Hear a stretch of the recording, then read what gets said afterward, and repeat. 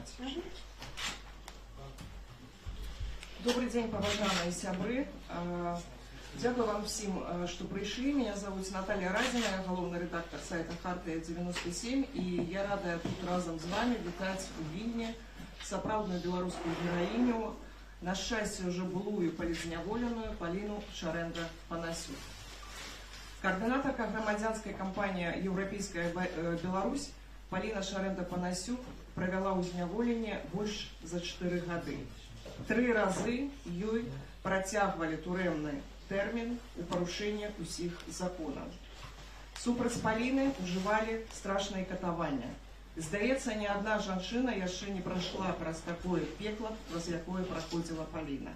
Яна правяла ў ШИЗА і карцарах больш за 250 сотняў.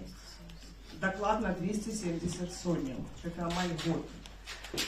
Паліна трымала галадоўкі. Супраць яе ўжывалі карную псіхіятрыю. Паліна Шаренда-Панасюк сёння сведка тых злачынстваў супраць чалавецтва, які здзяйсняе рэжым Лукашенка. І таксама яе вызваленне сведчанне таго, што наша салідарнасць і ціск на рэжым Лукашенка сёння ратуюць чалавечае жыцці. Полина, коли ласка, тебе слово. Великий всем дякую. Великий дякую, что вы пришли, что я просто нарешті бачу людей. Бо на гэтую 4 гады, на жаль, гэта былі просто, можна характарызаваць як нелюдзі.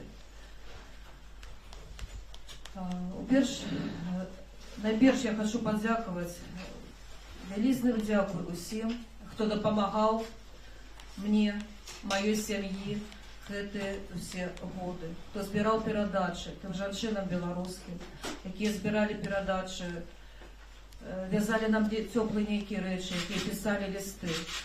Хочу падзякаваць усім журналістам, якія не забываліся на палітвязняў, якія увесь час гэтую тэму трымалі, так бы мовіць, на пульсе. Хочу падзякаваць таксама заходнім дыпламатам, дэпутатам, якія таксама не забываліся, што ёсць Беларусь, што ў Беларусі ёсць палітвязні. Наталья правильно сказала, что тое, пра што праходзяць тысячы беларусаў, бо насамрэч палітвязняў не гэтая лічба 1000 з нечым чалавек, насамрэч іх нашмат больш. На ўсіх этапах, на якіх мяне зганялі за гэтыя 4 гады, я ўвесь час сутыкалася з людзьмі, якія былі затрыманыя па нейкіх палітычных матывах. На жаль, такая палітыка ўнутры Беларусі, што людзі проста баяцца альбо называць сабе палітвязням, альбо запалоханыя сваякі, і гэтая інфармацыя, на жаль, не выходзіць за межы турмы альбо Беларусі. Насамрэч палітвязняў іх тысячы. А калі браць абагульнена, то зараз палітвязень гэта ўвесь беларускі народ, які застаўся ў закладніках гэтага тэрарыстычнага рэжыму. Рэжым сапраўды тэрарыстычны, бо пра тое, пра што прайшла я, даруйце, я хвалююся, інакш як тэрорам гэта не назавеш. Гэта абсалютны тэрор, гэта катаванне, гэта здзекі над людзьмі, гэта з боку тых, якія адчуваюць на сябе просто каты, адчуваюць сябе башкі. Беспакаранасць, абсалютная беспакаранасць. Вось гэты расійскі парасон, яны думаюць, што яны будуць заўжды беспакаранымі, усе злачынствы сыдуць ім з рук, і яны могуць стварыць з людзьмі ўсё, што хочуць. Пра што я прайшла, гэта тэрор і катаванне, якія, на жаль, адбіваюцца і на здароўі людзей, і на псіхічных нейкіх таксама маюць псіхічныя наступствы. Я б хацела перадаць прывітанне, вялікае прывітанне ад тых людзей, якія засталіся у гэтай званай калоніі ІК-24 Зарэчча.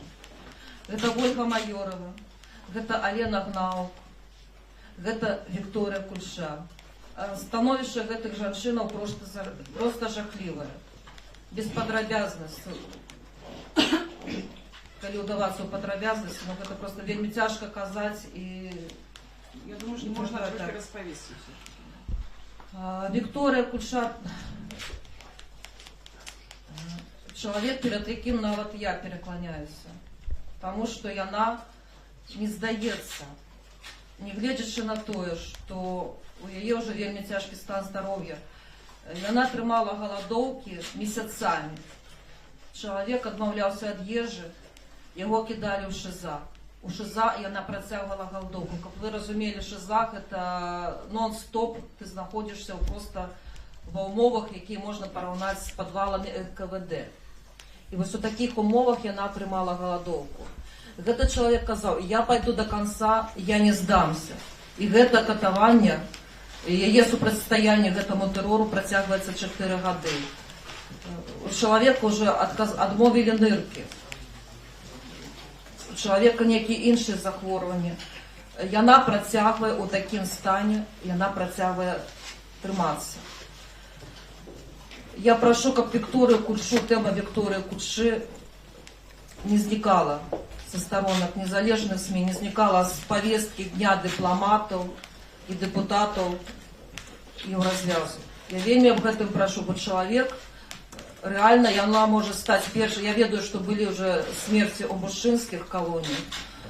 Виктория Кульша реально может стать першей жанчынай, якая помре ось по умовах гэтага лукашэнкаўскага гулагу. Вельмі цяжкі стан таксама у Ольгі Маёравай. Рэжым перакрыў ёй любую мажлівасць атрымаць нейкія рэчы. Пасылкі да яе не даходзяць, бо яна лічыцца як тэрарыстам, і тэрарысту, значыць, рэчы не паўне. Яна не можа мыцца шампунем, мылам і гэтак далей. Яна мусіць, якую рваньё ёй там выдалі, і ў гэтым хадзіць яна мусіць. Год за годом. Не улічваючы, канешне, гэтых ціску з боку як адміністрацыі калоніі, так і ціску з боку жанчынаў, якія там знаходзяцца. Ольга Маёрова размаўляе па-беларуску ў калоніі. Это яшчэ за мову таксама ей там і кпіны, і шмат яшчэ. То есть гэта дыскрымінацыя на зноў жа беларускай мовы. Алена Гнаук таксама вельмі цяжкі стан, бо чалавек ужо сталага ўзросту. Таксама ёсць многія захворванні, няма сувязі з роднымі ва ўсіх трох. Калі чалавек, напрыклад, хоча, там прадастаўляецца спатканне, чалавек піша, чалавек спадзяецца, яму не даюць мажлівасці, па-першае, інфармаваць родных, што прызначана гэта спатканне. І гэта ўжо проста алгарытм, гэта ўжо норма, што за пару дзён да спаткання чалавек гарантавана трапляе ў гэтае ШИЗА. Прыдумаюць нейкае парушэнне, чалавек трапляе ў ШИЗА, і все, ніякіх спатканняў, адпаведна, ніякіх тэлефанаванняў чалавек уже зрабіць не можа. Інфармацыя зноў жа замкнёная, яна ніадкуль не выходзіць. Таму я хацела перадаць вялікае прывітанне усім беларусам ад гэтых мужных жанчынаў. Яны памятаюць, хто яны, што яны свядома ідуць на гэта, і яны кажуць так, што мы не будзем здавацца, мы пойдзем до конца. Бо мы пачалі гэтую справу, і зараз падпісваць нейкія паперы ці яшчэ штосьці, гэта значыць, ну, просто можна было тады не выхадзіць у 2020 годзе. Гэта іх пазіцыя. Этапы вызвалення палітвязняў, так бы мовіць, асвабаждзення, як гэта называе турэмшчыкі гэтыя, за гэтыя 4 гады ўжо сфармаваўся своеасаблівы графік. Чалавека пачынаюць катаваць, і ў пэўны момант да яго прыходзяць і прапановваюць пісаць памілаванне. Калі чалавек, першы этап катавання, ён не здаецца, яго працягваюць катаваць далей. Катуюць, прыходзяць апять, зноў просяць гэтае, патрабуюць гэтае памілавання, прашэння памілавання, так. Калі ты не напішаш, ты ніколі адсюль не выйдзеш. Ты не пабачыш сваіх дзяцей, твае дзеці будуць расці без цябе. Гэта тыя словы, якія чула я ад прадстаўнікоў ДЫН. І заключны этап Человек, коли уже человек прошел прошение помилования, інтерв'ю у шмат яких випадках. А заключний етап, каб чоловіка канчаткова, наприклад, які не думають там зламати, дискредитувати, каб чоловік, вийшовши з гэтай лукашенковского гулагу, уже нават і помыслить не мог об нейкай палітыкі, баяўся, яго прымушаюць падпісаць паперу аб канфідэнцыйным супрацоўніцтве. Я заявляю, что я писала гэтые паперы, разумеючы, что могу ніколі не выйсці за гэтых кратаў.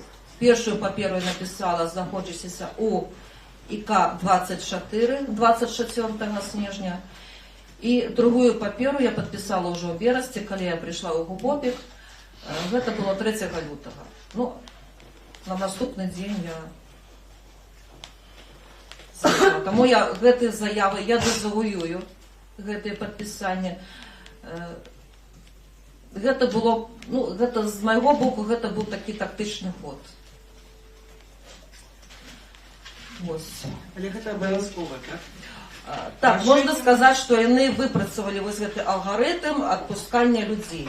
То есть недастаткова просто пратрымаць чалавека ў гэтай катавальні, зламаць яго, падарваць яму псіхічнае і фізічнае здароўе, давесці фактычна да інваліднасці. Трэба яшчэ вось прынізіць такім чынам, каб чалавек, каб бы мовіць, свае ідэалы просто здрадзіў сваім ідэалам, і як падпісант, безумоўна, ўжо там і недавер, і ўсё гэта. То есть я чула, што шмат каго з паліцняволеных прымусілі гэта зрабіць. І я закликаю усіх, хто гэта, ну, хто може, хто мае такую мудрасць, таксама публічна абвергнуць, дэзавояваць вось гэтае падпісанне. І гэтым мы вырываем зброю з рук гэтых катаў. Бо гэта сапраўды, гэта такі маральны ціск на чалавека, гэтае падпісанне. І толькі публічнае прызнанне, публічнае дэзавояванне гэтага падпісання, гэта вырваць з рук катаў гэтую зброю. Можна питання? Так, коли ласка, питання. А що мається на увазі під супрацовництвом? Що треба робити? Як тлумачили, які яны патрабаванні вот у гэтым супрацоўніцтве бачыце? Гэта стандартная папера, якую подписывали, скажем так, у многих тоталитарных режимах. Вот это что, ну, это называется стукачество. То есть я спахаджаюся, там присваивается там псевдоним, я, до речі, раскрыл, да, свой псевдоним, Эдельвейс. Эдельвейс, так. Вот. То бок у колонії я там зобов'язуюся, наприклад, там, доносить, які настрої у осуджених, там, особливо під час виборів, там, і ще щось. Ну, а у Губопіку это уже, ну, практично то же самое, то есть это внедрить там человека, например, и человек будет просто давать информацию. Домова о конфиденційному супрацовництві називається. Пані ласка, сябри інші питання. Поліна, Глафіра Жук, Наша Ніва. Мені цікавить, як ви бачите увогуле стратегію визволення політв'язнів і увогуле стратегію розмови ці не розмови з Лукашенком. Працягваць ціск ці пачынаць перамовы. На што, на вашу думку, дапушчальна ісці ў гэтай сітуацыі? Глядзіце, калі я чую пра перамовы з Лукашенко, мне робіцца смешна, потому что, па-першае, Лукашенко гэта не самастойная фігура ў Беларусі. Гэта расійская марыянетка. Яму дазваляецца ў пэўных межах там штосьці крычаць, там, тупаць нагамі, варушыць гэтымі бравямі сваімі, але я думаю, я упэўнена просто, што у пытаннях вось беларускага нацыянальнага вызвольнага руху, да якога я сябе адношу, гэта ўжо прерагатыва Расіі. То бок не вырашае Лукашенко гэтае пытанне. Гэта вырашае Расія. Як прыклад, напрыклад, калі прыязджалі браць у мяне гэта інтэрв'ю, так так званыя журналісты, якія, ну, просто прапагандоны, з імі прыязджаў расіец. То есть ён іх курыраваў, ну, як бы вёў іх. Опекал гэтую групу прапагандонаў расіец. І з Лукашенком, як з марыянеткай, патрэбны только ціск. Ситуация, что вышла я Гэта менавіта сітуацыя не дамовы з рэжыму, не то, што Лукашенко пайшлі там на нейкія саступкі, а менавіта таго, што мы дайшлі да пэўнай кропкі, мы даціснулі гэту сітуацыю са мною. Таму што сітуацыя з палітвязнямі, яна не першы раз паўтараецца в Беларусі. Яна была ў 2006 годзе, яна была ў 2010 годзе. І заўжды вводзіліся санкцыі. Санкцыі, я кажу, што яны дзейнічаюць. Па размовах з гэтымі людзьмі бачна, наколькі яны раз'юшаныя гэтымі санкцыямі. Хоць яны там гонкі дэманструюць, што нам все роўна, мы все імпорта замесцілі, там можаце хі-хі-ха-ха. Вось насамрэч яны дзейнічаюць гэтыя санкцыі, і яны для іх вельмі балючыя. Вось безумоўна, што ёсць лобі эканамічнае, ідэалагічнае, якое як бы і ў Еўропе, на жаль, працуе, якое кажа, што ну санкцыі, ну там, ну давайте адмаўляцца ад гэтых санкцый, чтобы людзей выйшлі. Не, калі мы зноў адмовімся ад санкцый, не даціснем рэжым гэтымі санкцыямі, гэта значыць, што праз пэўны час будуць новыя палітвязні. Вызваляючы 10 чалавек, гэты рэжым адначасова хапае і кідае за краты 20. І зноў жа, калі мы адмяняем гэтыя санкцыі, адклікаем гэтыя санкцыі, рэжым разумее, што ага, гэта тактыка, што мы бярем закладнікаў і пасля імі гандлюемся, прабачце, мы як тавар атрымліваемся. Яна працуе, яна цудоўна працуе, гэтая тактыка. То бишь можна і далей гэта ўсё рабіць, браць закладнікаў і гандлявацца. Таму я лічу, што санкцыі, гэта ўжо нават мякка кажучы, патрэбна жорсткая блакада гэтага рэжыму, жорсткая эканамічная блакада. Інструменты блакады, я думаю, всім відавочны. Гэта Беларусь транзітная краіна. Чаму дагэтуль ідзе нейкі гандаль з канцлагерам? Чаму праз Беларусь, якая фактычна з'яўляецца акупаванай тэрыторыяй, дагэтуль ідзе нейкі транзіт? Ну гэта, канешне, не сказала, я бы жорстка выказала, што гэта просто ганьба. Гэта ганьба цывілізаванага свету, што мы, што як бы там людзей забіваюць, катуюць не год, не два, гэта доўжыцца 30 год. І ідзе гандаль спакойна. То бок нейкія прынцыпы, нейкія, так бы мовіць, правы чалавека. Ідзе гэта ўсё, калі з гэтым ідзе гандаль. На жаль, ёсць такая сітуацыя, таму я выступаю за жорсткі санкцыі, за жорсткі гандаль. Пагатоў, што, як я даведалася, выйшаўшы вось на волю, што дагэтуль не ўведзены санкцыі менавіта за палітвязняў. Гэта наш сорам, я лічу, што мы мусім дапрацаваць гэтую сітуацыю, каб былі санкцыі менавіта за палітвязняў. Калі ласка. Онлайн-медиа солидарность, Полина, вот вы сказали, вы доведалися тільки, коли вийшли на волю нешта. На вашому досвіді, в обв'язках, які ви маєте за апошній год, наколькі, в принципі, інформація про те, що відбувається, доходить до в'язнів? І наколькі працює дезінформація, що вас на волю всі забудуть? Абсолютно інформація не доходить, бо нас тримаються у таким інформаційним вакуумі. Коли ви знаходитеся місяць за місяцем, ви знаходитеся у ШИЗАД і ДПКТ, ніякої абсолютно інформації до вас не доходить. Абсолютно ніякої інформації. Адвокаты заполоханы, адвокаты нічого не можуть сказати. Яны просто глядять у пол, у подлогу, тому що яны так само хочуть жити. А дезінформація, що, мовляв, вас усі забили на волю? Гэта мы чуем кожны раз при сустрэчах, што на вас нам всім напляваць, про вас усе забыліся. Ну, гэта стандартная таксама, я на Наталью гэта таксама напэўна чула, гэта стандартная.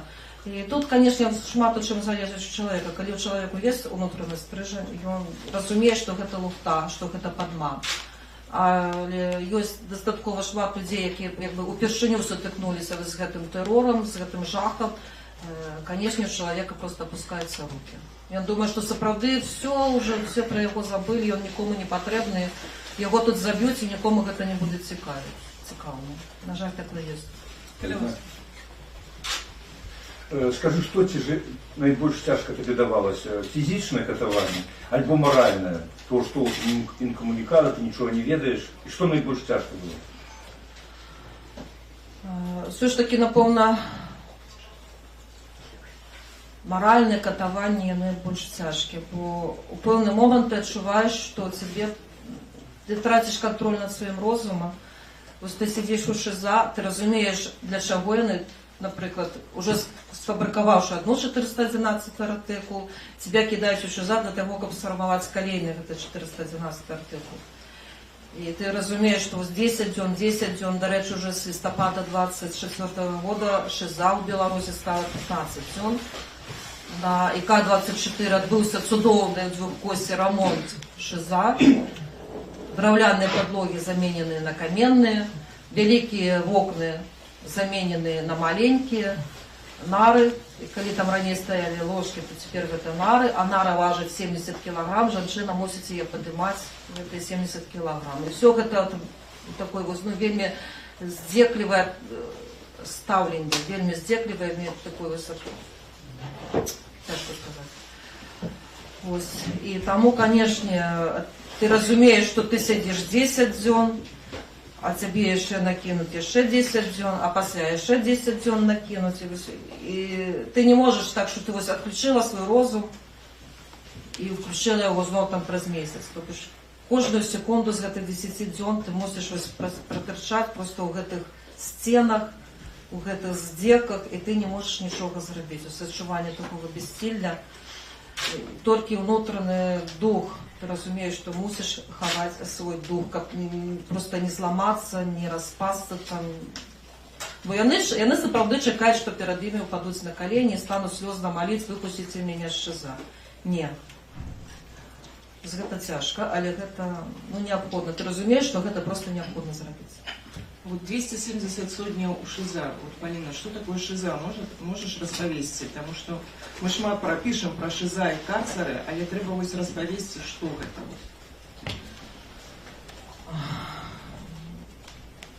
Калі тычыцца побытавых умоваў, канешне, гэта проста голае памяшканне, дзе няма нічога. Абсалютна нічога няма. Табе выдаюць некую такую форму, на якой спине написано ШИЗА. Форма может быть маленькая, то есть пинжак на тебе не зашпильвается, спадница на тебе, пробачьте, як у пэўных катэгорый з нізкай маральнай адказнасцю. Вось, яшчэ адміністрацыя можа гуляцца, там, калі у дзень, напрыклад, написано, што ў ШИЗА жанчына можа знаходзіцца ў кашулі з доўгім рукавом, но на усмотрение начальника колонии, а начальник усмотрел, что у ШИЗА жанчына может находиться увогуле у маечкі на прытэльках. У шмат якіх людзей гэтых маечак няма, яны просто пиджак на голае цело апранаюць. Калі ты сидишь месяц, ты не можешь змяніць гэтую форму. Ты месяц сидишь у гэтай форме. Вось ты у яе ходишь, спишь, светло сутками, дотычыць экономии электроэнергии. Это еще Солженіцын писал, что экономим электроэнергию, якая пасля паліцца ў турмах і ШИЗА.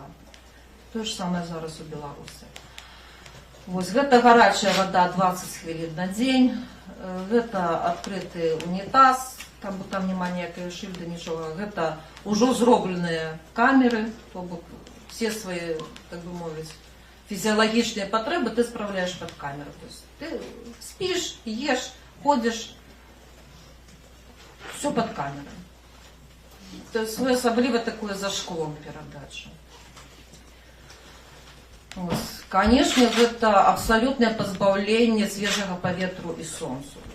Калі ты сидишь у ШИЗА, ты солнца не бачишь. Ты не атрымліваешь свежего паветру. На просьбу там адчыніць фортку, но не то, что просьбу. Люди нават і ў галаву не прыходзяць задаць такое пытанне, бо, зразумела, ніхто з гэтых башков не будет утверждать себя открыццём форткі ці вакна для нейкіх там нікога. Вось. А матрасы, одеяло выдают? Абсолютно нет. Гэта голыя дошки, якіх ты просто уначы ты сам спаць не можаш, таму што вельгаць, холод. Я, напрыклад, по 8 разоў жанчына устае за ноч на прыбіральню, таму што так, на ногах у тебе добра, калі у тебе есть колготки. Калі у тебя няма колготок, ты просто ў шкарпетах, ну, але ты зато, ты, наприклад, у зімовым абутку, які таксама ты зняць не можаш. Я была з одной жанчынай на працягу там 10 дзён, а у яе былі на ногах такія боты, ну, як дутики называюцца. То есть у тебя выбор альбо быць у дутиках, альбо хадзіць по холоднай каменнай гэтай падлозе. Ну, зразумела, што чалавек, ну, захоча трымаць ногі ў цяпле. І калі яна праз 10 дзён зняла гэтыя дутики, у яе просто былі белыя ногі. То есть яны там апухлі, распухлі, там вільгаць.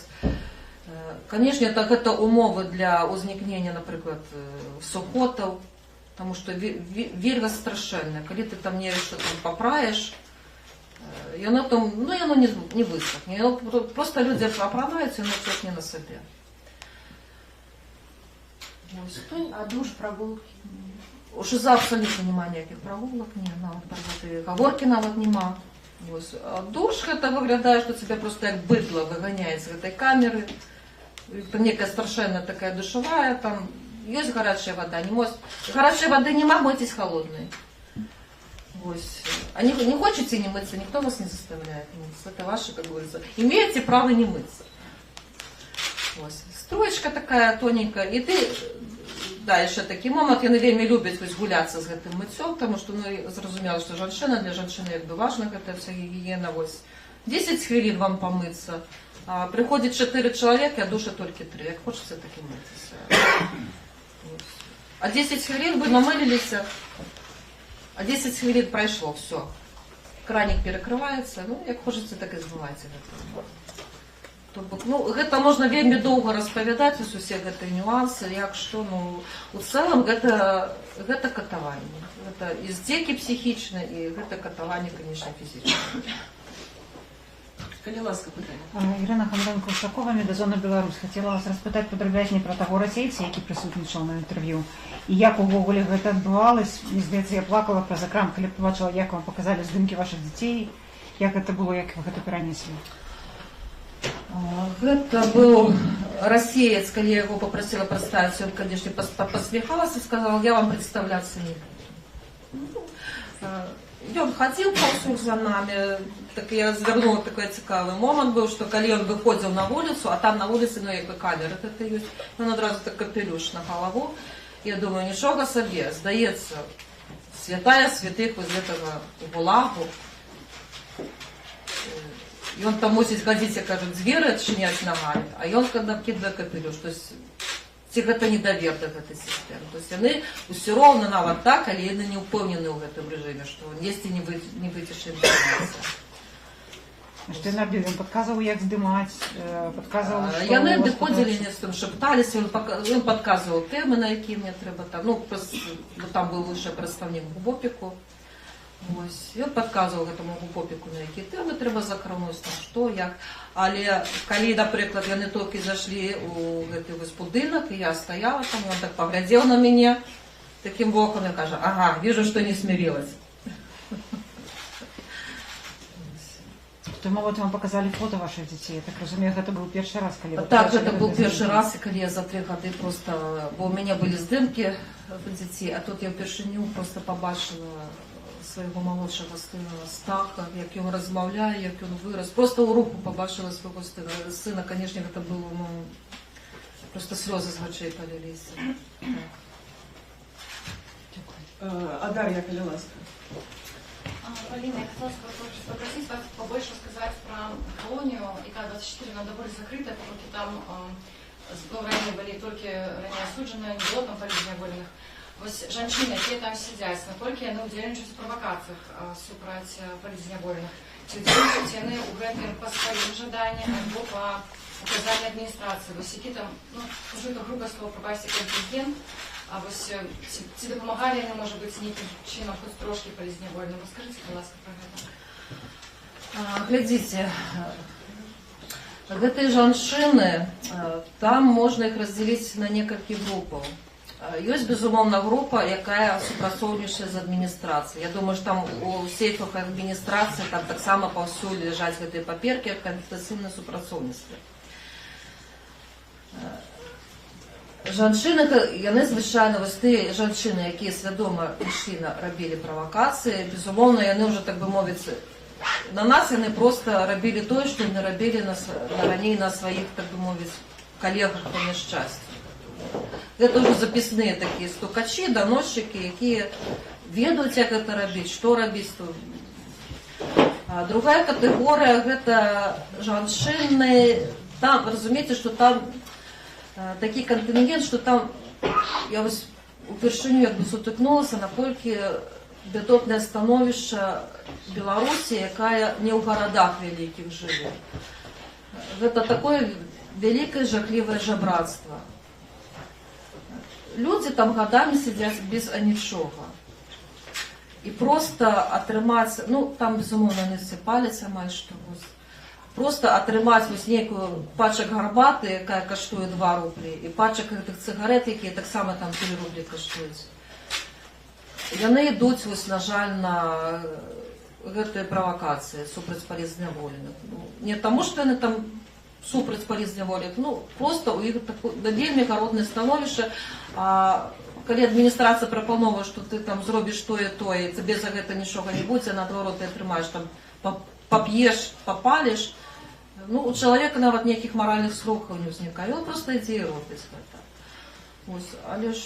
Але большасць, ну, як бы, да гонару беларускага народу, нават большасць гэтых людзей, гэтых жанчынаў, якія такія ведуць не зусім здаровы лад жыцця, злоўжываюць алкаголем, звычайна. У большасці было нармальнае, адэкватнае разуменне сітуацыі, разуменне нашага становішча, было спачуванне. Яно, можа, не было такім вось вонкавым. Яны дзесьці проста падыходзілі ціха там у куточку і казалі: мы вас шкадуем, мы все разумеем, нам вас вельмі шкада. Але тут все бояцца, мы нічога сказаць не можам. Поліна, трошки, коли можна про саму адміністрацію, пробачте, будь ласка, бо ви казали, що там ви назвали як живодерня, по самих супрацовників, що це за люди? Були там хтось чоловічний серед супрацовників? Так, сярод гэтых супрацоўнікаў было некалькі чалавек, ну, скажем так, адэкватных, якія проста, яны, па-першае, не ўдзельнічалі вось у гэтых фабрыкацыях гэтых парушэнняў, яны проста выконвалі свае загады, і яны не пераступалі гэтую мяжу, калі пачынаўся ціск. Але большасць, на жаль, людзі, ну, мне з часам складвалася ўражанне, што туды пайшлі адныя садысты. Ці садысты ўнутры, у якіх там развілася, то есть, разумееце, што ўлада іх безмежная над гэтымі жанчынамі. Недавно, перед моим уже сыходом адтуль, прыязджаў нейкі чарговы начальнік з ДЗІНа. Ён дазваляў, ён просто размаўляў з гэтымі жанчынамі матамі. Просто матамі. Он падыходзіў, бачыў і чапляўся да нейкіх дробязяў. Пашыхтавалі гэтых жанчынаў, гэтыя шэрагі стаяць яны. І ён ходзіць па шэрагах, гэта так званы смотр формы, напрыклад. Так. І у кагосьці той нейкай там жанчыны, там трошки быў паўняты каўнерык, трошачкі у гэтай целагрэйкі. І ён пачаў яе трэсці за гэты каўнер, там матамі. Ідзі все, там, і в ШИЗА адправіў. Просто жах, калі за тое испытание, напрыклад, ці ёсць такое стандартное пытанне, ёсць у вас какие-то вопросы по режиму содержания. Жах, у людей, конечно, миллион пытаний по режиму содержания, но жах настолько людям сковывая, просто сковывая уста, так думаю. Стоять гэтые сотни, некалькі сотни жанчынаў и все молчать. И все так просто как не трапиться на вочы гэтаму начальнику. Ну и зразумела, что и администрация колонии, ну, начальник колонии, так само адкрыты садыст, у яго нават нейкі ёсць такі, напэўна, адхіленне жанона ненавісніцтва. На жаль, і жаночыя супрацоўнікі калоніі, так, быў таксама такі выпадак, калі вось там пераходзілі, напрыклад, жанчыны ішлі на фабрыку, патрапіць на фабрыку, там трэба перайсці КПП. І частка жанчын прайшла, частка яшчэ засталася. І вызірае гэтая вось ахоўніца, і чутна, і крычыць на всю гэтую всем вшиваць. А там их еще 8 штук осталось. То есть на людей яна кажа штук. Яны не лічаць гэтых ввогуле, это, як бы мовіць, ніжэйшы гатунак чалавека, ад якога можна выцерці ногі, якому можна сказаць штукі, якога можна распрануць, адабраць у яго ўсё, і чалавек нічога не можа зрабіць супраць гэтага. Бо падаць скаргу немажліва, многія не ведаюць, як это падаш скаргу, будзеш бегаць скардзіцца, тебе просто кінуць у ШИЗО, і ўсё. Калі ласка. Тетяна Смоткіна, Беларуская радыёрацыя. Хочу выказаць вам вялікі дзякуй за вашу смеласць і мужнасць. Але калі я рабіла матэрыялы на тэму палітвязняў, до мяне даходзілі такія звесткі, што вы пісалі ўжо развітальны ліст да сваіх родных. Вось што прывяло, якая была апошняя кропка для вас, для такой мужнай жанчыны, што вы пачалі гэта пісаць, калі гэта сапраўды было так? Ну, не то, что я разведывалась, я писала, что мы можем больше, напевно, не побачиться. Это хутчэй за все было тады, ну, весь час эта думка присутнічала, что мы можем не выйсці. І калі я, напрыклад, даведалася, что не спрацавала вось гэта прашэнне памілавання, не спрацавала інтэрв'ю, конечно, у меня была вельмі вялікая дэпрэсія, і я думала, что нават, напэўна, калі вось гэта, калі я пайшла на іх умовы і не спрацавала нават гэта, ну, напэўна, іх пастаўлена задача мяне просто знішчыць. То бок вы разведваліся ўжо? Да, фактычна я ўжо разведвалася. Могу докладніць. Давайте так, может быть, первое питание там относно вот колонии. Я хотела вернуться, просто были, наверное, про то, что вас сбили, на вас напали.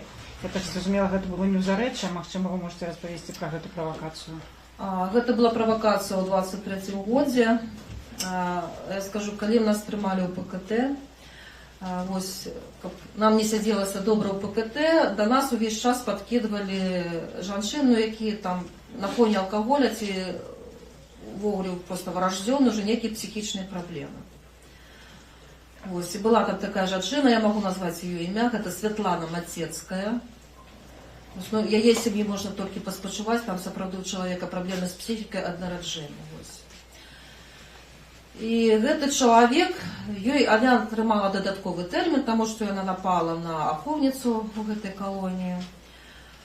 Вось, і ёй было вельмі кепска ў гэтай МК, а ў іх там ёсць, так бы мовіць, градацыя. І как кепска, вось ёсць Магілёўская турма, і там сядзець вельмі файна. Таму што там дапамагаюць, там умовы трошкі іншыя. І яна вельмі хацела ўжо 2 гады, як мінула, як ёй дадалі гэты тэрмін, і яна ўсё хацела, ўсё ёй такая была мара, патрапіць на гэтую Магілёўскую турму.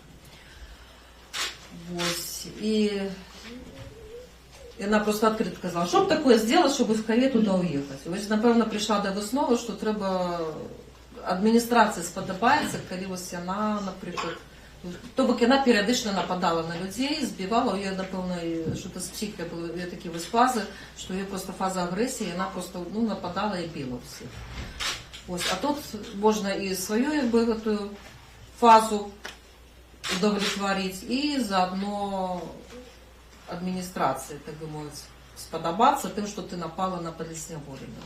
Ось гэта адбылося тады, калі яна просто напала, збивала ногами, руками, і я просто зачинилася і разумела, што адміністрацыя гэтага чакае, што, мажліва, яны справакавалі вось гэта, каб сфабрыкаваць яшчэ нейкі, там, напрыклад, артыкул, што я вось там забойку, новы артыкул, новы тэрмін. І цябе б'юць, а ты просто разумееш, што ты не можаш нічога зрабіць, што яны толькі чакаюць, калі ты там дасіруеш ты. Она разбила мне твар, у меня шла кровь з носу. Я, коли меня вели в саншастку, я сустрелася по дороге с подаром Курловичем.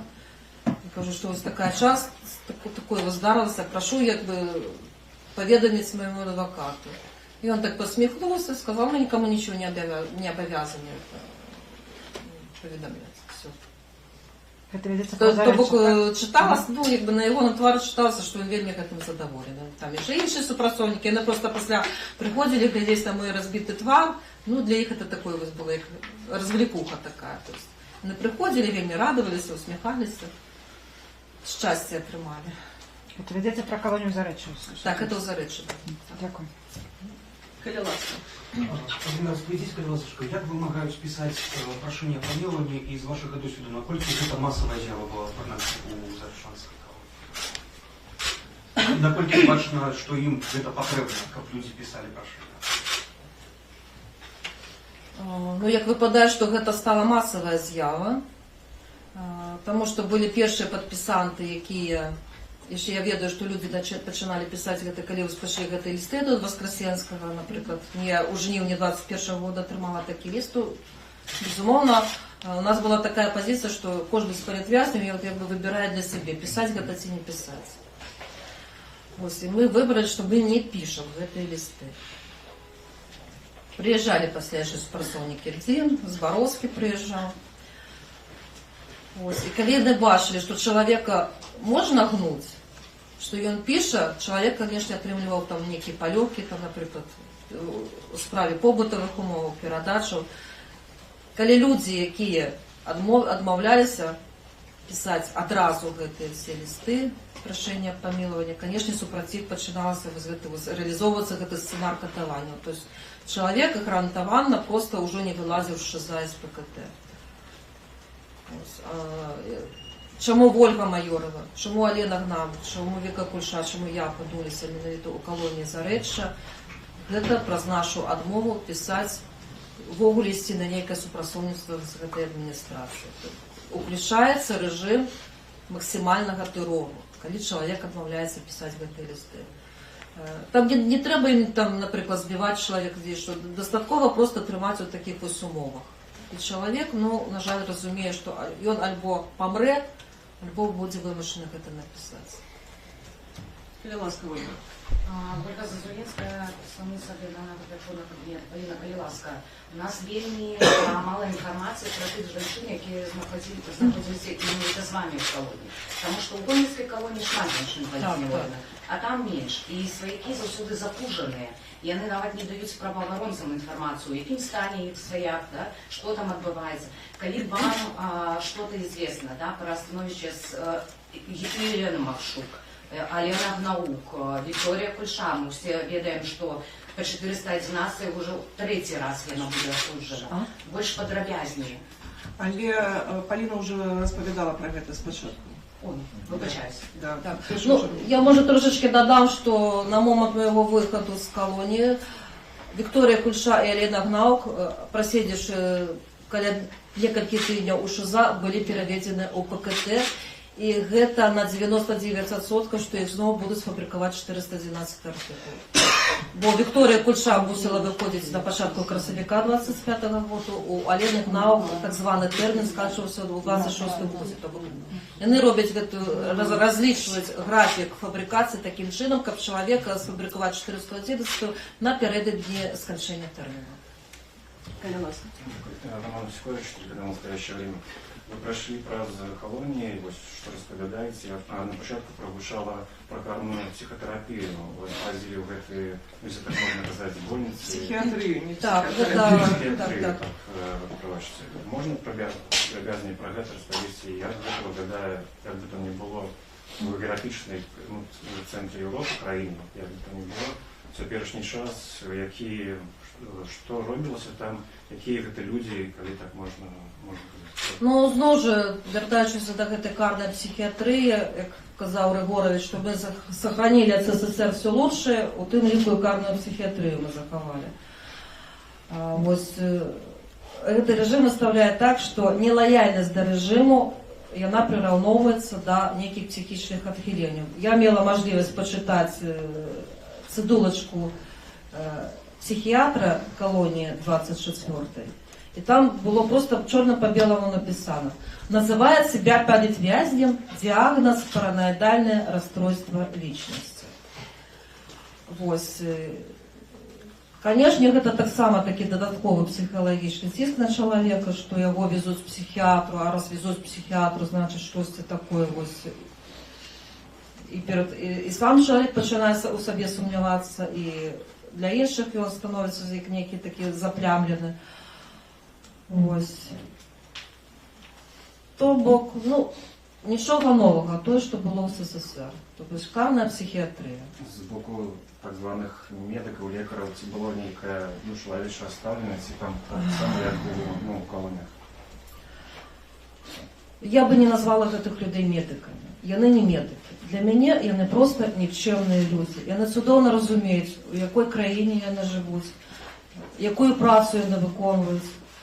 Яны ведаюць, што праз гэтую псіхіятрыю працягваюць палізняволеных. І тым не менш, яны ходзяць на гэтую працу, там нейкія тэсты спрабуюць, то бок робяць выгляд, што яны нейкую справу робяць. Ну, просто для мяне гэтыя людзі нікчемныя. Калі ласка. Радыё Свабода, Паліна, скажыце, калі ласка, вось таксама пра этапы ў навінкі. Яны цягнуліся, здаецца, вельмі доўга. Маглі бы пра гэта распавесці, гэтую форму катавання. І яшчэ адно пытанне. Мы памятаем ваш суд у 21 годзе, калі гэта была такая форма пратэсту. Вы напрыканцы прыклалі аркуш да шкла сваёй клеткі. Скажыце, што было пасля, менавіта калі зачыніліся дзверы? Ці нешта было асабліва нейкі моцны ціск, ці ніяк? Калі зачыніліся дзверы, напранулі на мяне кайданкі. Вось там, канешне, здзекваліся, уключылі, калі везлі назад у этой машине, назад у СИЗО Берасти, яны уключылі песню «Саша останется с нами». Ну і всялякую там здзеклівай форме просто зневажалі. І пра этапы?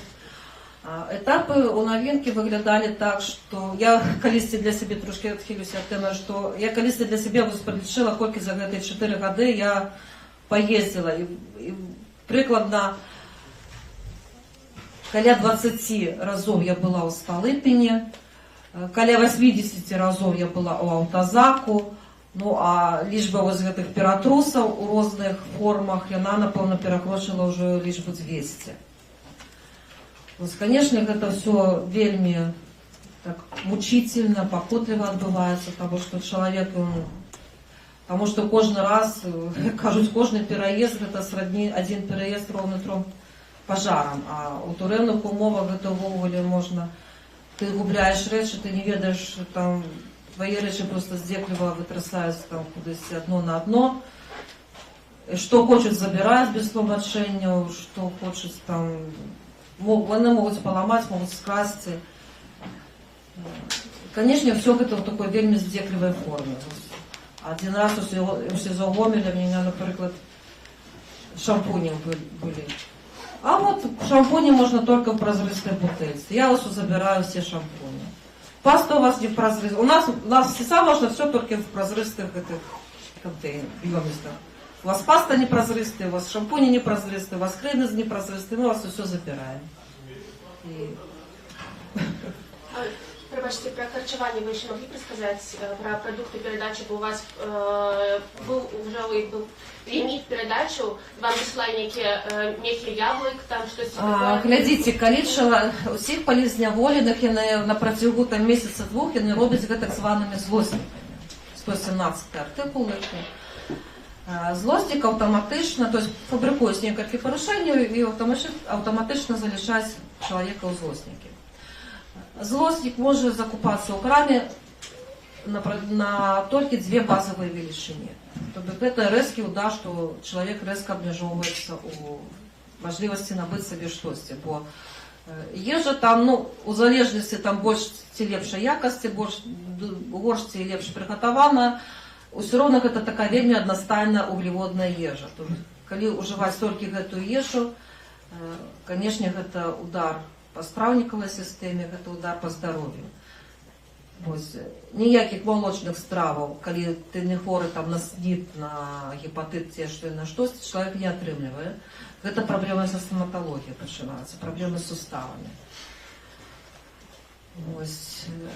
Калі ты трапляеш у ПКТ, нават афіцыйна не забараніўшы перадачы прадуктовыя ці рэчывыя, знаходзішся ў ПКТ, ты аўтаматычна зноў жа себе перекрываюць усе перадачы. Бо знаходзячыся ў ПКТ, ты не маеш права, не маеш мажлівасці атрымаць любую перадачу.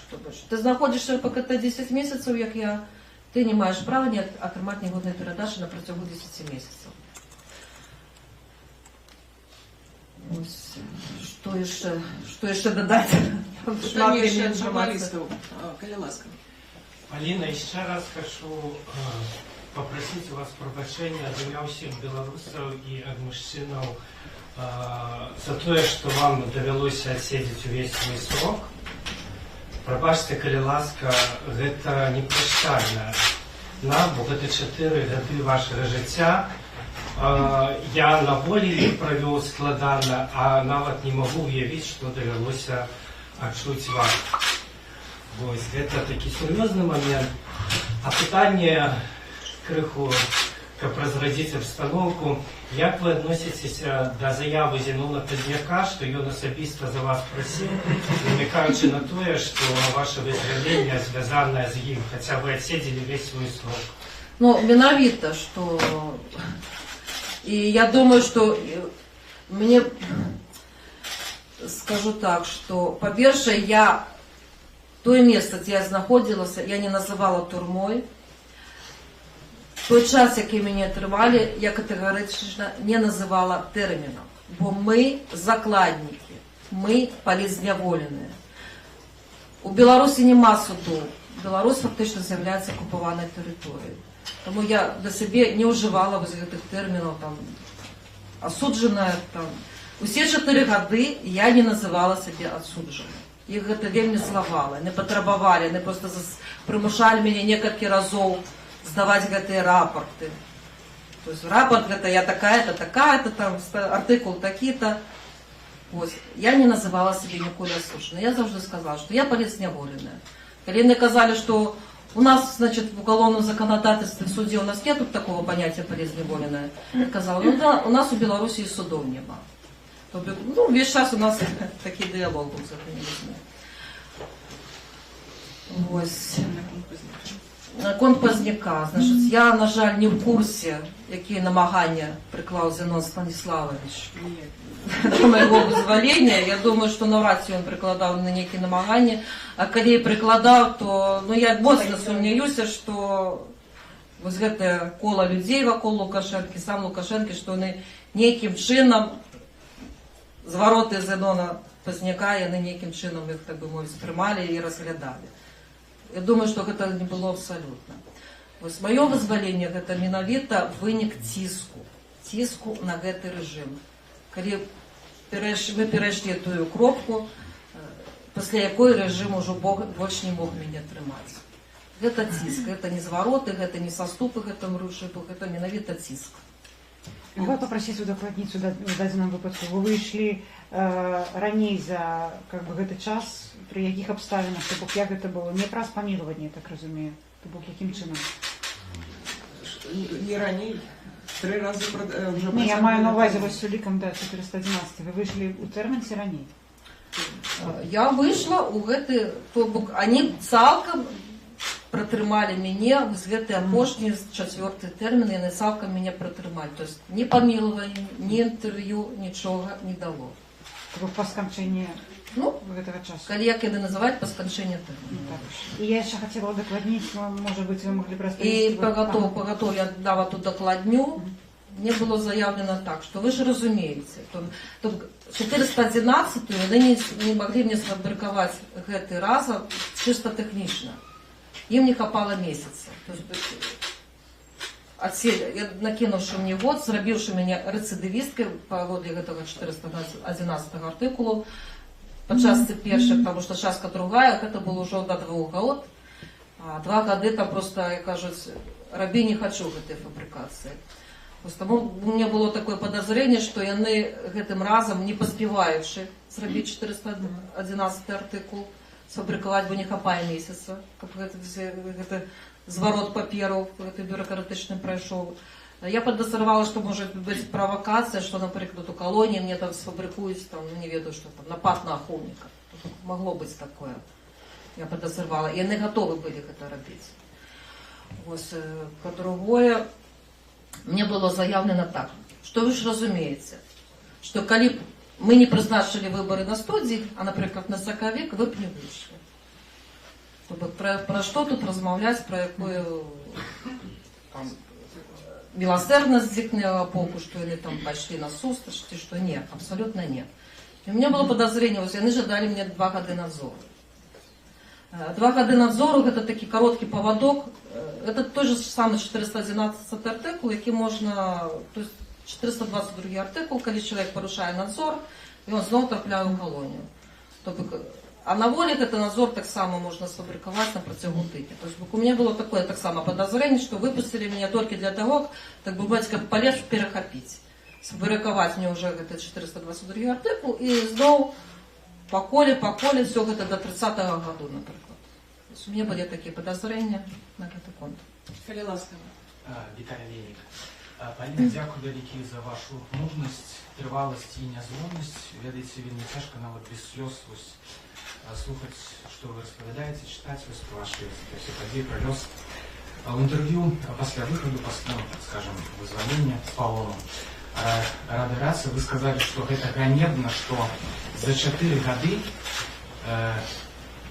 не здолелі вызваліць, не здолелі прыкласці адпаведны намаганні, каб вызваліць палітвязню палонных беларусаў з гэтых вязніцаў у Беларусі.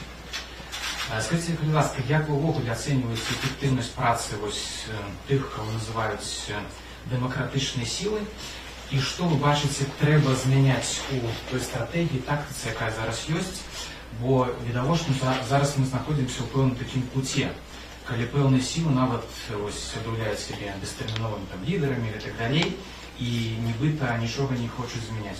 Ці бачыце вы неабходнасць такіх зменаў і ў якім кірунку трэба рабіць? Дзякую. Я скажу, что мы размаўлялі паміж сабою, калі знаходзіліся там, і, канешне, у людзей былі чаканні, што менавіта лідары прыкладуць усе намаганні для того, каб выцягнуць людзей. Безумоўна, што калі мы кажам, што мы ідзем до конца, мы разлічваем на тое ж самае, што і наши лідары таксама будуць гнуць гэтую лінію вызвалення палітвязняў до конца. Не будзе ніякіх незразумелых таких рухаў, што давайте не там даруем санкцыі. Дараваць санкцыі, это значит дараваць усе гэтыя катаванні. Дараваць пра што прайшлі людзі, дараваць забітых, гэта недапушчальна. Гэта просто моральна недапушчальна рабіць. И я лічу, што мы мусім называць цвёрдую маральную пазіцыю і цвёрдую пазіцыю наконт таго, што рэжым Лукашэнкі гэта рэжым тэрарыстычны. Якія могуць быць перамовы з тэрарыстамі? Якія могуць быць перамовы з тэрарыстамі, калі у тэрарыстаў застаецца мажлівасць браць новых закладнікаў? Я не разумею гэтага. Тэрарыстаў трэба даціскаць. Даціскаць такім чынам, каб яны не маглі браць новых закладнікаў. Полина, у меня до вас такое питание. Некоторые у оппозиции казали про вас, что, цитата, «Дзеля чаго гэтая барацьба, яе барацьба бессэнсоўная». Это была цитата Ольги Горбуновой, былой министрки по социальной политике. Что бы вы отказали на это? Ведаце, до сённяшняга моменту, до прыезду ў Вільню, я не чула ні разу, а я у палітыцы уже с конца 90-х год, я ані разу не чула прозвішча Гарбунова. Я не ведаю, чым ахвяраваў гэты чалавек дзеля Беларусі. І таму заявы такога чалавека, где прайшоўшы праз усё гэта, я не ўспрымаю просто. Гэта не тот чалавек, кого я буду слухаць. То есть я не ведаю, хто гэты чалавек і чым яна ахвяравала для Беларуси. Калі ласка, яшчэ пытанне. Хотела спытаць наконт вашего выезду з краіны, бо вы сказали, что вы чакалі, ці там предупреждали, что супраць вас может быть сфабрикаваная новая справа. Як вы вырашыліся на гэта? Ці вас былі абмежаванні пасля выхаду за кратаў на нейкі рух? Расскажите про это подробнее. Безумоўна, еще раз скажу, что мне был на 2 гады зроблены надзор. Надзор гэта тое, что, напрыклад, гэта вельмі абмежавана. Па-першае, чалавек мусіць прымусова кудысьці быць уладкаваны на працу. І он не можа выходзіць там з пад'езду, з кватэры з 10 до 10 вечера до 6 раніцы.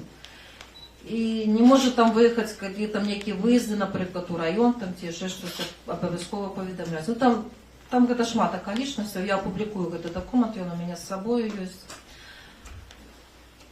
І разумеючы все гэта, конечно, тое зразуменне, што выехаць з Беларусі у меня не ўзнікла, што вось я выйшла, ага, трэба з'ехаць. То есть гэта разуменне у меня, потому что ёсць пагроза жыцця. Я разумею, што калі я застаюся ў Беларусі, я просто, я знікаю з палітычнай сцэны, я просто ператвараюся у нікога. Дворніка ЖЭС, скажем так. Разуменне, што трэба выехаць для того, каб захаваць себе як палітыка, конечно, і каб уз'яднацца з сям'ёю, гэтае разуменне у меня прысутнічала ўвесь час. Я была готова выехаць увесь час. Так, пытанне ў журналістаў найперш, потым з актывістамі будзе аддзельная сустрэча. Калі ласка, вось там рука тягнется, не бачу. Так, опять отдать. Давай. Полина, вы можете, расскажите про встречу с детьми. Вот вы трошки закранули, что Стаха, да, зовсім був маленький, коли вас забрали. І вас, я так розумію, шантажували вже це дітьми.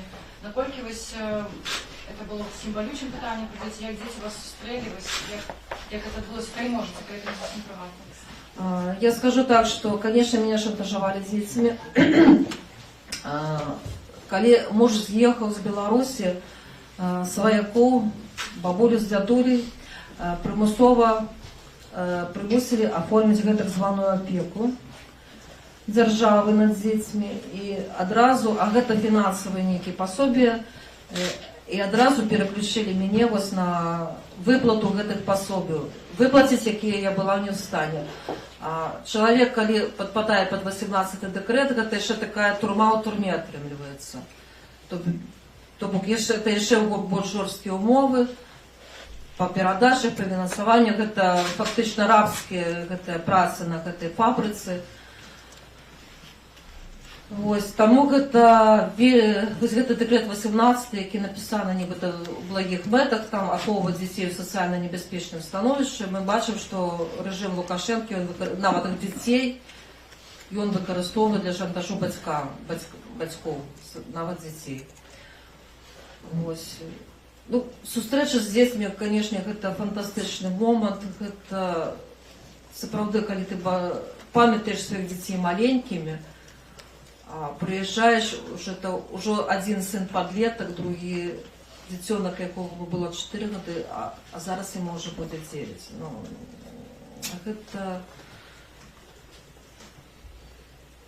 Гэта можна вымераць нейкімі такімі навукова-фантастычнымі апавяданнямі. Гэта вельмі не сфармуляваць, якія пачуцці, калі ты бачыш сваіх дзяцей пасля 4 год, разумеючы, што ты магла іх зусім не ўбачыць. І яны ёсць гэтыя дзеці, яны ў бяспецы. І ты прайшла праз все, і ты убачылася сваімі дзецьмі, бо я ведаю, што у многіх паліцнявольных сітуацыя вельмі цяжкая з дзецьмі. Яшчэ раз дзякую всем, што дапамаглі мне з маімі дзецьмі ўбачыцца, і што клапаціліся пра маіх дзяцей, дапамагалі майму мужу клапаціцца таксама. Вялікі ўсім нізкі паклон за гэта.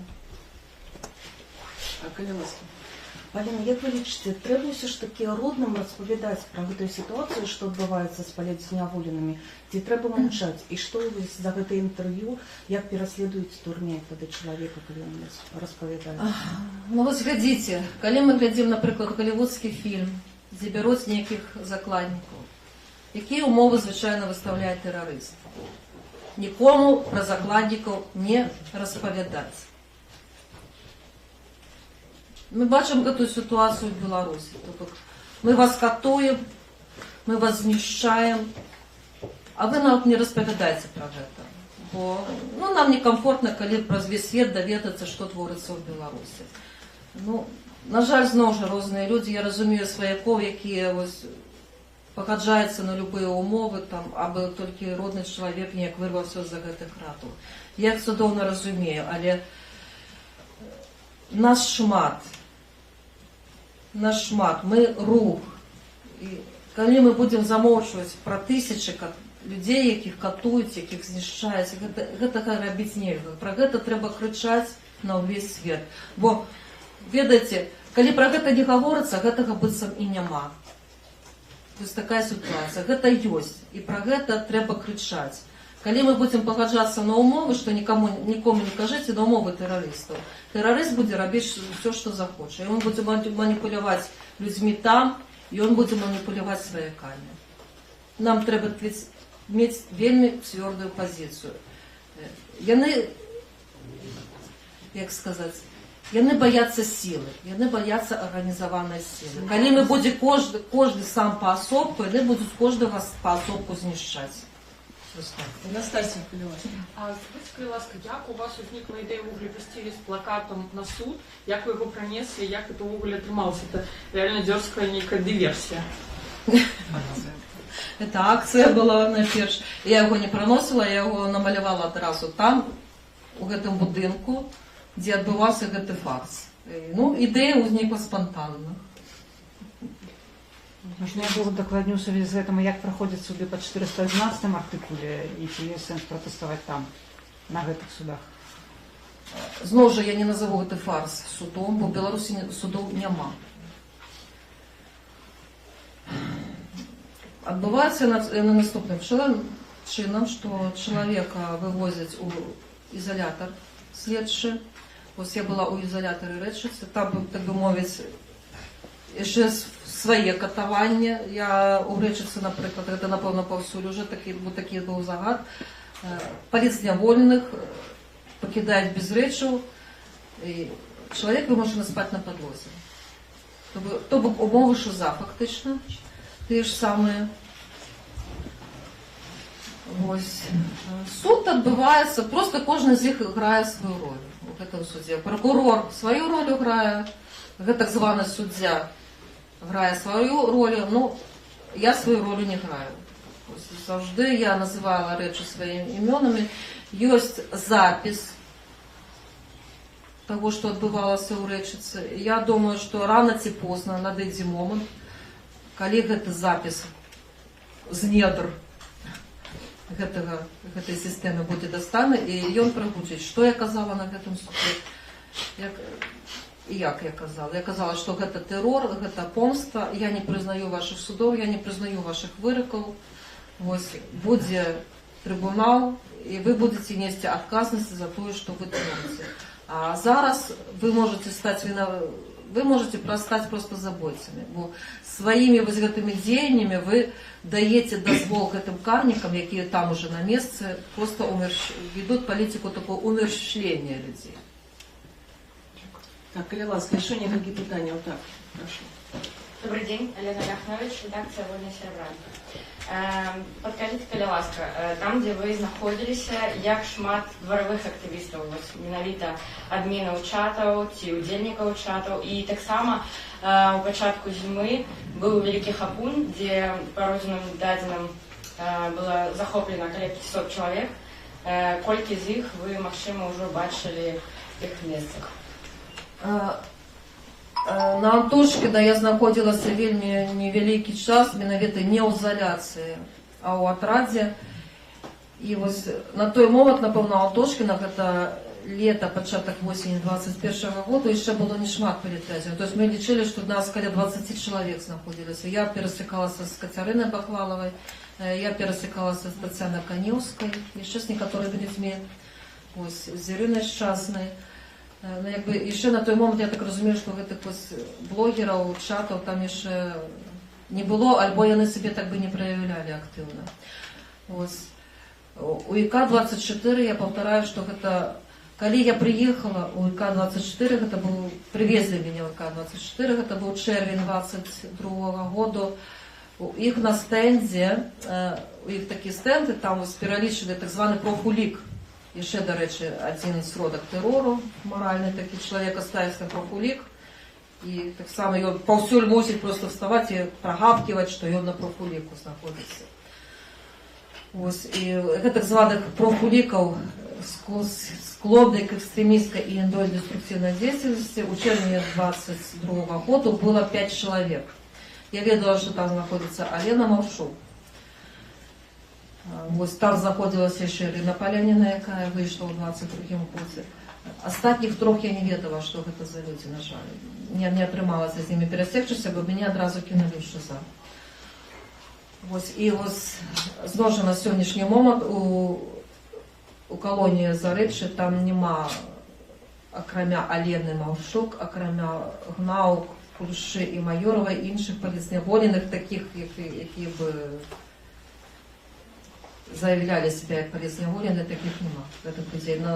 Але калі вы мяне вазілі па ўсіх гэтых этапах, то, безумоўна, кожны раз я перасякалася з нейкімі жанчынамі.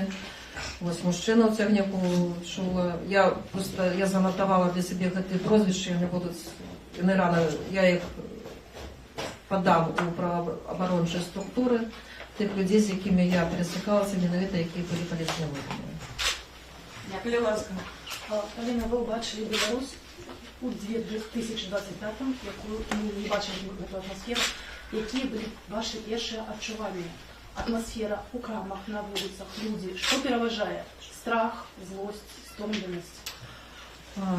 Я не так шмат бачила Беларусь у 25-м годзе, бо я толькі вийшла і фактично одразу я з'їхала. Это, ведаеце, такія маски на тварах у людзей. Нібыта яны ходзяць по крамам, закупляюцца, але нават мае сваякі, якія мяне везлі, яны просто бояцца телефон. Только ради Бога ни на что не подписывайся. Только там ради Бога. То есть люди боятся просто затиснуть кнопочку в телефоне. На жаль, у гэтым рэжым дасягнуў сваёй мэты, што абмежаванне інфармацыі, абмежаванне да незалежных крыніцаў інфармацыі, на жаль, гэта иногда это пытаннем страху і донесення незалежнай інфармацыі трэба журналістам і ўсім людзям, якія гэтым займаюцца, вельмі моцна думаць. Таму што людзі гатовыя, яны прагнуць гэту інфармацыю, але яны баяцца, таму што просто калі за один клік по телефоне ты можаш потрапіць у гэтую жудасную сістэму, канешне, гэта вельмі моцна стрымлівае. Так, давайте еще. Скажите еще раз, пробачьте, хотелось бы удокладить на фоне интервью вашего держтелебаченню. Там был некий сценар, и, например, у вас питали, чи я виння, до чего вы это питание, на вашу думку, были, и вот про это. Ну, безумовно, напевно, був некий сценар, які на мене агучили, що я можу казати, там, перелічити певних особів, перелічити певні організації, і ось у такому плані, яким було податено. Безумовно, яны едут одразу з готовым сценаром, зрозуміло. Але у вас були некие свої розваги на конкурс этого, чому такі питання менавіта задавалися, наприклад? Я думаю, што ім трэба было дыскрэдытаваць пэўную структуру, і менавіта для гэтага, то бок, што ім наймоцней балела ў гэты момант, то я мусила падкрэсліць і адвергнуць. Калі ласка. Светлана Купрак, Маланка Медыя. Падкажыце, калі ласка, а што цяпер? Я разумею, што не так шмат часу прайшло ад таго, як вы пераехалі, але чым вы плануеце займацца, ці плануеце вы выкарыстаць той вопыт, які вы, на жаль, здабылі ў калоніі? Безумоўна, я планую надалей займацца палітыкай, я планую сустрэчы, я планую данесення да тых структураў, ад якіх залежыць сітуацыя ў Беларусі, якія могуць уплываць на сітуацыю Беларусі, на сітуацыю з палітвязнямі, безумоўна, усім гэтым я планую займацца. Ну, на бліжэйшыя месяцы я просто хочу прыйсці ў сябе, адчуняць, заняцца з дзецьмі, заняцца ўласным здароўем, бо гэта неабходна проста зрабіць. Год таму, калі мы размаўлялі з вашымі дзецьмі, яны абяцалі, што да таго моманту, як вы выйдзеце, яны выправяць адзнакі і выправяць паводзіны, ці выправілі адзнакі? Я яшчэ не правярала, толькі першы дзень мой сын пайшоў у школу, ну, але з таго я бачу, што так, ён стараецца, піша, вучыцца, і старэйшы сын таксама стараецца.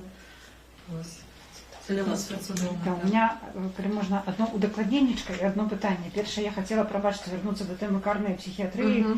Ці можна сказаць, што сапраўды гэтыя людзі, якія называюць сябе лекарамі, паставілі вам сфальсіфікаваны дыягназ? То есть была нейкая там папера, камісія?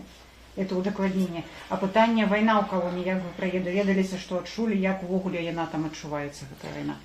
Ну, карная психиатрия, зноў, это все, что суды, что карная психиатрия.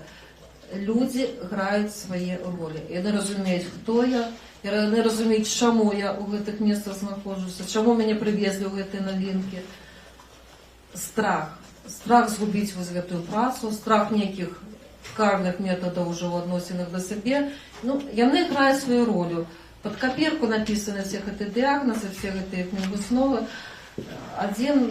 Яны цудоўна разумеюць, што ставячы мне дыягноз, што я там отвечала в момент совершения преступления, я отвечала, значит, осознавала общественную опасность вот этого. Вот яны под гэтым бздурай, под гэтай ахінеяй яны ставяць свае подпісы. Ну, тут можа быць пытанне толькі да, ну, зноў жа, як бы маральнае пытанне. Ці не сорамна вам гэта рабіць? У вас же ж ёсць дзеці. Калісьці яны запытаюць, мама, там, ці тата, чаму вы гэта рабілі? Конечно, яны прикрываются детьми. Мне надо кормить детей, кто будет кормить моих детей. Ну, тому я, как бы... Тому я гэта что вы усведомляли, как сказать, яны цудоўна усведомляют, что яны робяць. Цудоўна усведомляют, что яны робяць. Питание про войну. Про войну в Украине я не даведалася, я здагадалася. Гэта было люты 22 года. Я была ў ШИЗА. Ось і вечер, і для мяне гэтая вайна пачалася з гулу самалётаў. Взлетел один самолет, он летел низко, другой самолет. Там было такое вот невеличкое окно. И в это окно я просто бачила, у паўднёва-ўсходнім кірунку кожныя паўгадзіны ляціць самолет. И тогда я зразумела, что штосьці пачалося, что штосьці такое серьезное адбываецца. То есть это была для меня война. Когда я пыталася там гэтых, ну, ахоўнікаў, всех гэтых супрацоўнікаў, яны рабілі выгляд, што яны нічога не ведаюць. Война? Какая война? Где война? Чего война? Нават гэта яны спрабавалі ад нас утаіць. А з часам стала зразумела так плоскагосці?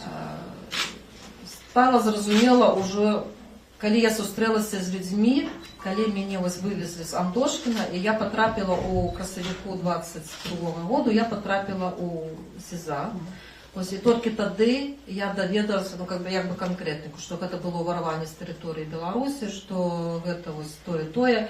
Я атрымала вельмі шмат, бо там людзі, гэта Гомельская область, ну, і былі людзі з Нароўні, з Ельні, з тых гарадоў, у якіх стаялі расійскія войскі, яны як бы распавядалі, як гэта ўсё выглядала. Гэтыя палі, якія все заставлены верталётамі, гэтыя машыны, гэтыя вайскоўцы расейцы, чачэнцы, якія просто как бы позаймалі ўсе гэтыя гарадкі, поздымалі кватэры, там закупляліся алкаголем, распавядалі, як прыязджалі ўжо грузовікі з забітымі з Украіны. І вось чалавек просто распавядае, прыехалі гэтыя грузовікі на стадыён, і людзей выкідаюць з машыны, там, як мехі з бульбай, там, забітых направо, параненых налево.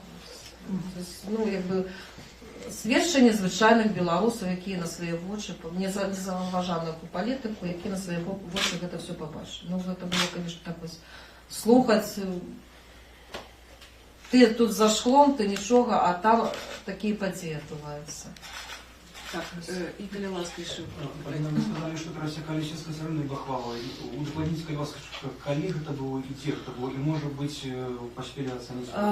Глядзіце, з Кацярыны Бахвалавай я перасаклася пасля того, как мяне прывезлі ў жніўні 21 году у ИК-4 на вуліцы Антошкіна ў Гомелі.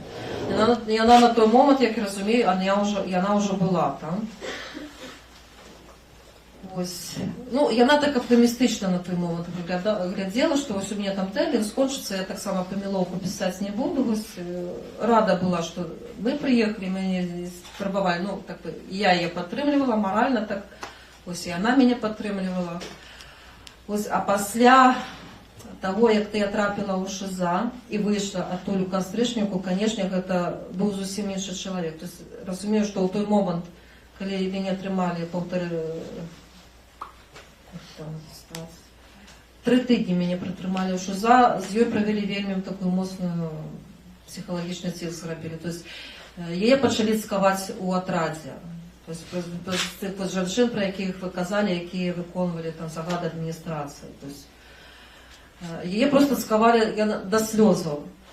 Яна перастала асміхацца, яна перастала падыходзіць да нас. Яна просто баялася ўжо падыходзіць да нас. на фабрицы она просто пролетала мимо. Вот, когда мы ее запрошали, она сказала, не, она просто боялась нам отказать, она просто вачыма уже давала зразуметь, что она не может подойти, что она боится. И она плакала, что...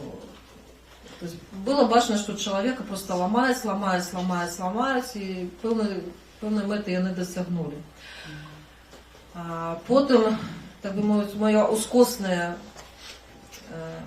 з Каті Бахвали було пресечення, це коли я вже сиділа знову, що за це був лютий 22-го года. Я почула, там я за урок, я почула, що прозвище Бахвалова я почула. Ось. Я чула, як вона просила лікаря. Вона казала, що мене моцно збили, мене били по голові, покличте лікаря. Я зрозуміла, ніхто її лікаря не покликав. Это было 9 лютого, и 10 лютого ее просто вывезли, я так разумею, что у Сезана Гомер ее вывезли. Я після мене отривалася поговорити з дівчиною, яка розповіла ситуацію, що з калікацію, напевно, викликали там і ознайомили, що супроти її узбуджена з чергової справи, ну, їй просто здали нерви, істерика. Що вона там робила, я не ведаю, але ця дівчина сказала, що Катя була збита. Її збивали 4 чоловіки. Прозвище цих чоловік я ведаю так само. Так це оперуповноважений Чорний, це Гончаров, це Альохін і Зюзін. Ось ці 4 мужчини, герої, накинулися на одну Катю. Її били по голові, її били по животі. Це ті звістки, які мені отривалися від Гетеса про Катю. На жаль, більше з Катю я вже не пересікалася. А так само еще про Каневскую столицу. Її арешт був арешт до так названих виборів і С Катей Каневской я не була, ой, по-перше, з Тетяною Каневською я не була знайома в Огрі, я тільки чула про рух матки 328. Ось, а там мы с ее устроились в карантине. Мы кричали там один одному «Живе Беларусь», то есть она была мужной, этот человек по своих якостях лидер. Это человек, с яким можна було справді там нечто домовлятися, виражати, планувати нечто. Ось, я вельми у захопленні цього чоловіка, я вельми світла жінка, і я сподіваюся, що так само отримається, домогтися її визволення, і я сподіваюся, що чоловік не зломлений, і вельми маю спадзеў, што мы з Тацянай яшчэ зробім шмат для Беларусі. Я прашу таксама змагацца Тацяну. Я кожны раз, калі у мяне ёсць мажлівасць атрымаць нейкую інфармацыю, была мажлівасць атрымаць інфармацыю з Антошкіна, я кожны раз пыталася, а што там з Тацянай Каневскай, ці як яна, ці што яна. Мы былі ў ШИЗА таксама синхронна, я, Кульша і Каневская. С 21 на 22 год мы там перагрукувалися праз сцены, падтрымлівалі адзін аднаго. Я ведаю, што я адправілі на Магілёў, і, на жаль, таксама я пасля гэтага з ёй не мела стасункаў. Так, ну што, больш пытанняў няма. Давайте падзякуем. Ну, апошняе. Подскажите, калі ласка, што б вы, калі б у вас была магчымасць, параілі ці ў першую чаргу зрабілі для палітвязняў, якія ўжо выйшлі, у якія напрамкі б вы направілі свае сілы для таго, каб ім дапамагчы? Што трэба? Кожнаму б я б сказала, што ён герой. Не гледзячы на тое, якім чынам ён выйшаў, ён герой. Таму што ён выйшаў ва ўмовах Беларусі, ва ўмовах гэтага бесперабольшання паўночна-заходняй Карэі, во што ператворана Беларусь. Ва ўмовах гэтага ціску, ведаючы, што выйсці на плошчу, ты можаш не толькі атрымаць дубінкай, але можаш быць нават забіты. Все гэтыя людзі для мяне героі. Ось. мы, белорусы, мы мусим навучыцца паважаць сваіх герояў, жывых герояў. Бо у нас дастаткова вельмі в нашай гісторыі, на жаль, мёртвых герояў. Мы мусим выхоўваць сваю генерацыю герояў, потому што з гэтых герояў адраджаецца наша нацыя. У падмурак нашай адроджанай нацыі мусяць быць героі. Тады наша нацыя будзе моцная, прынцыповая і мужная. Канешне, гэтых людзей трэба падтрымліваць і фінансава, і маральна, дапамагчы, калі у каго ёсць патрэбы такія. Безумоўна, гэта здароўе. І калі гэтыя людзі хочуць працягваць далей нейкім чынам займацца там Беларуссю, палітыка, культура, яшчэ штосьці, канешне, гэта трэба ў людзей вітаць і дапамагаць ім з гэтым. То бок нам трэба быць усім разам. Дякую, Поліна.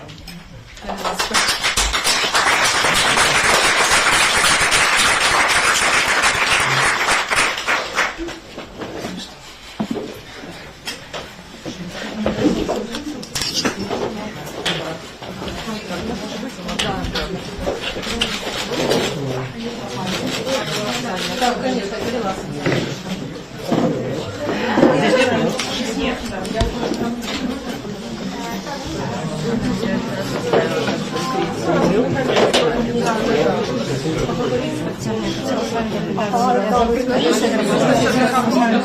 А, ну да.